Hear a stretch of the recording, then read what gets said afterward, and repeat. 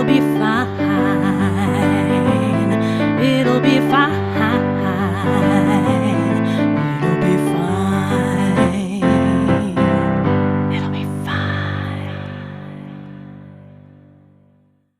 Visit me one day. I was just about to tell you, as soon as I can figure out a good time to come, I've wanted to go either up to Yukon or like Alaska, but essentially that part of the continent. I was a massive fan of Northern Exposure. Okay. It was this TV show in the 90s, just one of my favorites.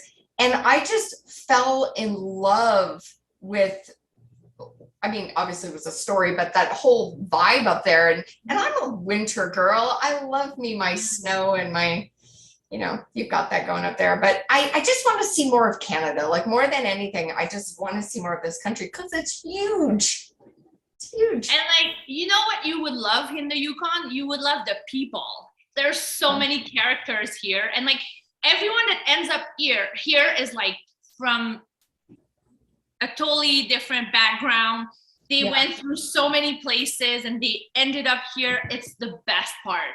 It's the people. You would love it, I'm sure. Yeah, I'm sure I will. You'll have to come. I maybe 2022. I'll make a trip to come see. What is because I know you've gone back into doing some stand-up. What is the comedy scene like up there? You know what? Okay, when I first moved here, I was like, oh, what is it like? Is there one even? Not only there is one, but it's very vibrant and like the comedians here are good and they're like, there are many. Shows are starting back, you know, slowly. But what's different from Toronto is, you know how in Toronto you could go to an open mic every night, like you could just you could before COVID you could just go to an open mic and should I say before COVID? Everything's before COVID. What I found hard here is, oh wait, I'm doing the same material, I'm still on the same material, but it's the same people. I'm like, oh god. So right now I'm thinking I'm gonna step back for a bit and just write, because I'm not disciplined.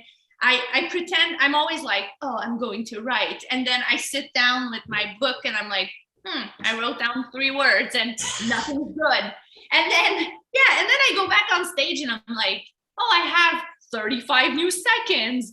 Yay! And I'm like, I have every show, I convinced the same lovely people to come see me. And they're probably like, wait, we've seen this bit like 15 times. Yeah.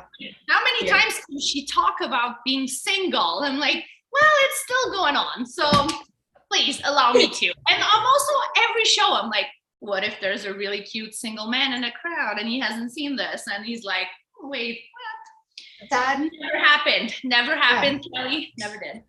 I just did a show a couple of days ago where a guy asked me if I was single, and then asked out someone else. So that's nice. Yeah. I remember, well, I don't know when it happened, but I was at a show at Absolute Comedy in Kingston, Ontario. I was heckled by a guy during my set. And as I was leaving the venue, he was like, "You're really good." I was like, "Well, thanks for yelling at me during my set." Like, you're an asshole, but thank you. And then he was like, "Can I have your number?" And I went, "No." Oh my God.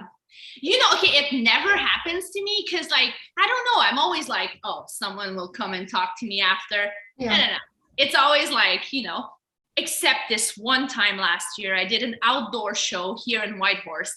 And after I was done, I was chatting with friends, and this woman came up to me and she goes, you know, if you ever want to bat for the other team, give me a call. And I was like, oh my God, this is the best show I've ever had. And I was like, so this is me now, Kelly. I'm like, I'm sending a vibe. Whoever gets it, I'm sending it. I'm just like, whatever. Out there.